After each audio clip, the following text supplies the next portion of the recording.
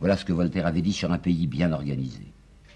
Un pays bien organisé est celui où le petit nombre fait travailler le grand nombre, est nourri par lui, vous entendez bien, est nourri par lui, et le gouverne. L'idée que le peuple choisit leur président est une illusion totale.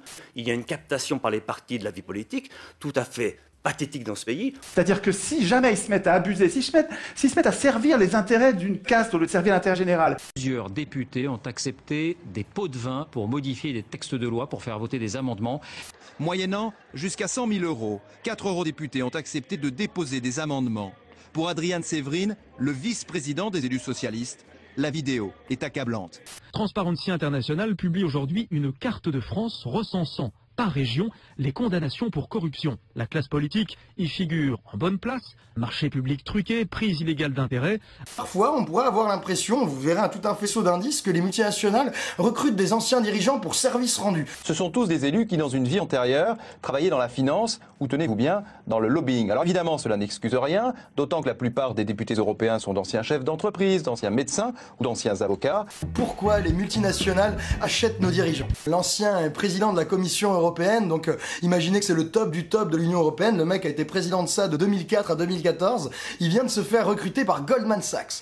Il faut savoir qu'avant Barroso, il y avait un autre président de la Commission européenne qui s'appelle Romano Prodi, qui lui aussi a été recruté par Goldman Sachs.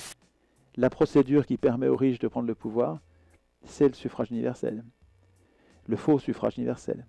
Pour condamner les Français aux travaux forcés, c'est-à-dire qu'on travaille pour eux, quoi. Et aujourd'hui, on leur donne, toujours aujourd'hui, on leur donne des dizaines de milliards, des centaines de milliards par an. Ça suffit, quoi, ça suffit. Le personnel politique est perçu comme une classe fermée sur elle-même, préoccupée avant tout de ses intérêts et de ses intérêts de carrière en particulier, éloignée des préoccupations des citoyens.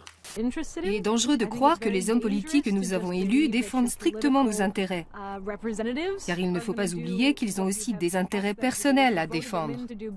Donc on voit que ces espèces de collusions entre privé et public, c'est une des plaies de notre démocratie. Et donc il serait peut-être urgent qu'on régule et qu'on regarde avec attention et qu'on sanctionne dès qu'il y a des abus, quand quelqu'un passe du privé au public ou du public au privé. Parce que des deux côtés, c'est un obstacle à l'intérêt général. Je dirais qu'aujourd'hui,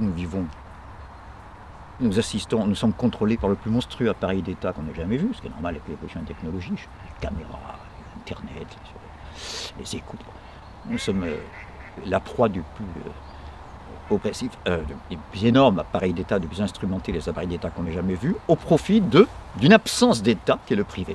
Sur la Terre, les pouvoirs abusent et on en arrive à une destruction de la planète physique. Parce qu'on n'a pas le contrôle des pouvoirs. La crise financière de 2008, donc elle a été de notoriété publique causée par des abus et des manques de régulation et des pratiques douteuses de plein de banques. Et ces banques-là ont été très peu régulées. Mais pourquoi? Mais parce que c'est des banquiers qui devaient réguler les banques. Donc peut-être que quand même, si l'autorité publique et politique qui doit réguler, elle vient de la banque ou elle veut y retourner, bah évidemment qu'ils ne régulent pas les banques. Là, on n'est pas dans l'État, hein.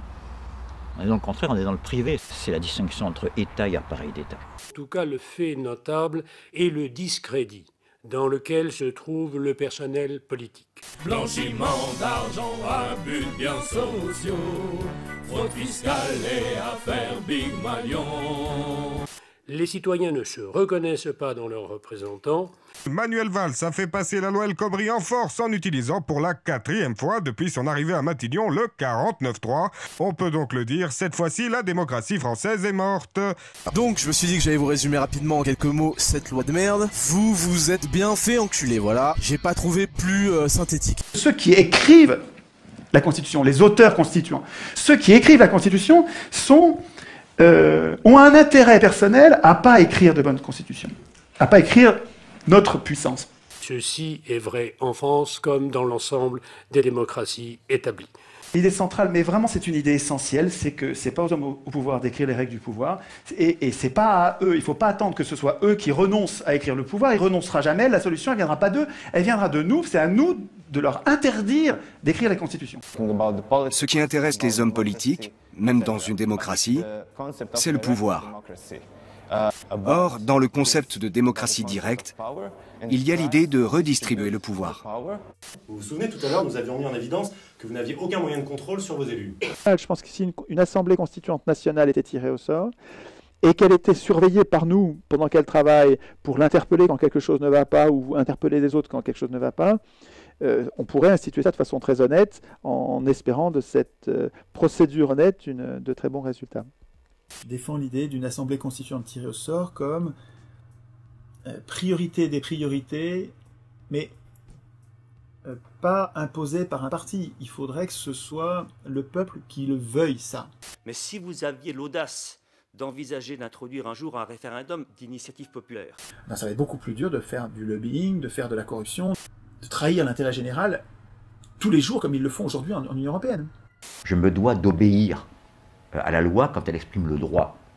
Mais j'ai le devoir de me rebeller contre elle quand elle n'exprime que la force. Je pense que le peuple ne doit pas attendre que quelqu'un d'autre change la donne. En tout cas, moi, je veux m'engager activement. Le temps est venu où tout le monde doit faire sa part et le temps est venu où nous devons tous nous impliquer.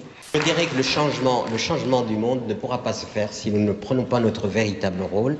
So there are only your hands, my hands, all of our hands to change things, to make them better. And you have a lot to make them better. Au sein même des citoyens qui ont à cœur de jouer un rôle actif dans le changement de la société, ça fourmille de talents et de gens qui ont des initiatives. Au programme de la journée, conférences, ateliers et bien sûr des rencontres, car c'est ça, la base de la démocratie participative. C'est le moyen principal d'associer les citoyens aux décisions qui les concernent, c'est la moindre des choses. Ne pensez-vous pas qu'il est temps de s'essayer à un peu de démocratie directe? On voit naître un mouvement social qui réclame une véritable démocratie. Dans toutes les villes, des hommes et des femmes se révoltent et investissent l'espace public. Ils exigent un changement de politique. On ne tient pas éternellement une société avec BFM, de la flicane et du Lexamil. En septembre 2011, c'est Wall Street à New York qui est occupée par les manifestants. Ils veulent mettre fin à la spéculation et réclament une politique moins dépendante de la finance. Bientôt, on retrouve le mouvement Occupy en Europe, notamment devant la Banque Centrale Européenne à Francfort, où les militants campent pendant des mois et alertent l'opinion sur le lien entre capitalisme et crise de la démocratie. Cette révolution, qu'est-ce que c'est? C'est une explosion de gens qui ont été étouffés, qui ont été asphyxiés. Et qu'est-ce que nous avons fait, nous, pour ces gens-là? Est-ce qu'on ne les a pas comprimés? Est-ce qu'on ne les a pas mis dans un tel état qu'ils n'ont d'autre recours que l'insurrection? Et tenez-vous après, ô semeur de tempête, que ce souffre-douleur soit votre trouble fête. La résistance contre une minorité qui détient le pouvoir et décide du destin de millions de personnes. Son cri de guerre est « Nous sommes les 99%. » Les riches, nous, les privilégiés, nous pourrons monter des murs de plus en plus haut. Mais rien n'arrêtera ceux qui ont besoin de partager avec nous. Après toutes ces décennies de croissance, l'enjeu de l'économie, l'enjeu de la globalisation, c'est la justice sociale. Sans justice sociale, il n'y aura plus d'économie. Et on met en commun nos forces de réflexion, nos forces de pensée, pour aller vers la vérité. Comme un cerveau collectif. Comme un cerveau collectif. Il semblerait qu'elles fonctionnent comme des laboratoires où l'on tente de se réapproprier et de redécouvrir l'expérience démocratique. Pensez-vous que nous soyons en démocratie? On veut parler de démocratie directe, dans laquelle le peuple se représenterait lui-même directement. Parce qu'on voit des gens qui participent à des assemblées populaires et on vote à main levée. Ça a existé, ça montre que ça peut fonctionner.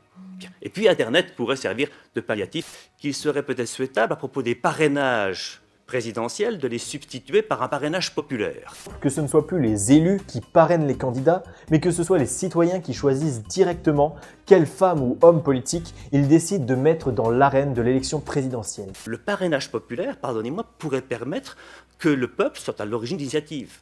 Et on se rendrait compte soudain qu'effectivement, on pourrait voir émerger éventuellement des candidats qui sont hors système politique. Je vous invite à y réfléchir si vous le voulez bien. Alors rappelez-vous, c'est très important. C'est au peuple qu'il appartient d'écrire la Constitution, et ce en toutes circonstances. Car elle n'est pas seulement ce que les professionnels veulent qu'elle soit, c'est-à-dire l'organisation du pouvoir, elle est surtout la protection du peuple contre les abus du pouvoir.